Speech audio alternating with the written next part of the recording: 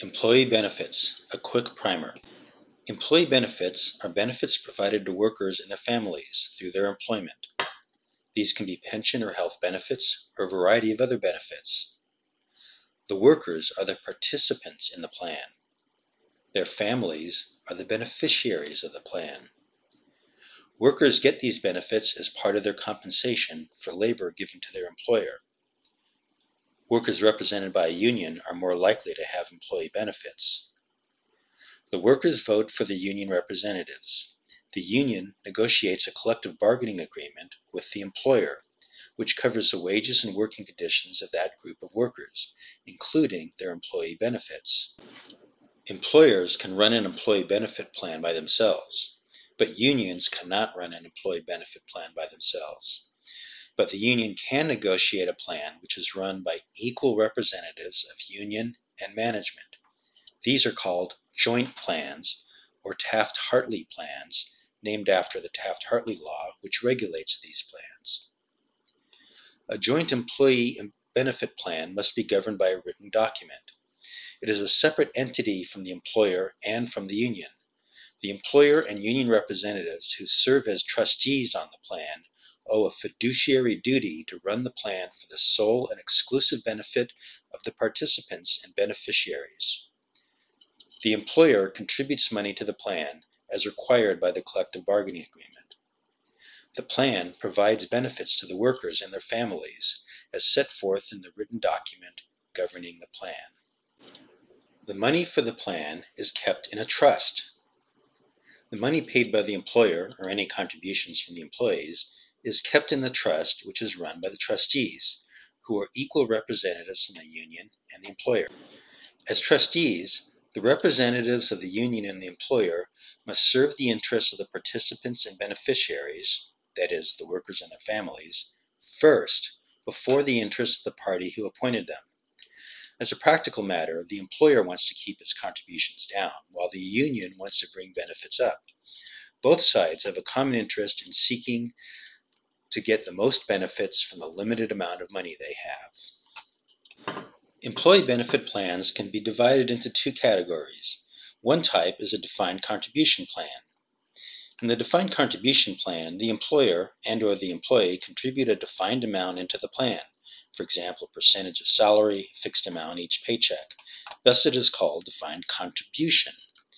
Even if all this money is pooled in a single trust or investment, the amount for each worker is kept track of separately. So their benefit is determined by the amount of money put in, less administrative costs, plus or minus investment return.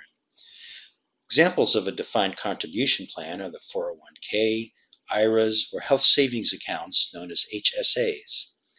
This money is usually kept in investments. If the investments do well, the benefits available to each worker goes up. But if the investments go down, the workers can be left with practically no benefits. This is what happened in the recent stock market crash. The other type of plan is a defined benefit plan. In a defined benefit plan, the employer and/or employee also put money into the plan, but the amount may vary. What is defined is the benefit which goes out. This could be a certain percent of salary for retirement or disability benefits. It can also be health or other benefits. What is promised or defined is the benefit. The amount of contributions put in by the employer and/or employees must be enough to fund the benefits promised. A defined benefit plan is thus a compact between generations. The current workers contribute with their labor to take care of those who are currently retired or disabled. In return, the current workers hope that a new generation of workers will be contributing when it comes time for them to retire or if they become disabled. Social Security is a type of defined benefit plan. So are many large private and public pension plans. Now let's talk about how employee benefit plans deliver health benefit. A health plan can simply reimburse workers and their families covered by the plan for what they pay medical providers, such as doctors and hospitals, for health services. Or a plan can pay the medical providers directly for their services. A plan may also contract with an insurance company to provide these benefits.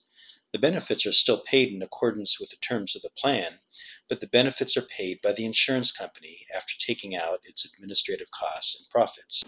Health benefits can also be paid through a health maintenance organization, or HMO. This can be done directly by the plan or through the intermediary of the insurance company. The HMO has its own doctors and other medical providers. The workers and their families go to the HMO doctors for their services. Then there is the PPO, Preferred Provider Organization, or network. Blue Cross is the largest group of PPOs. The PPO contracts with providers to provide services at reduced rates. Because of the dominance of PPOs, most providers must deal with them and accept their reduced rate. The PPO then goes to the plan or the insurance company and offers this group of providers at reduced rates. However, the PPO does not reveal the rates it negotiated with the providers. It's a secret. The PPO may also provide administrative services and may even act as a conduit for benefit payments. So, how is this whole complicated scheme regulated? Well, the regulatory scheme is even more complicated. Employee benefit plans are regulated by federal law, specifically the Employee Retirement Income Security Act, ERISA. Insurance companies are regulated by the states. There is no comprehensive federal regulation, and each state has its own regulations. What about the HMOs and PPOs? Well, they're not employee benefit plans, so they're not covered by ERISA. They're not insurance companies, so they're usually not covered by state regulations. They usually fall between the cracks.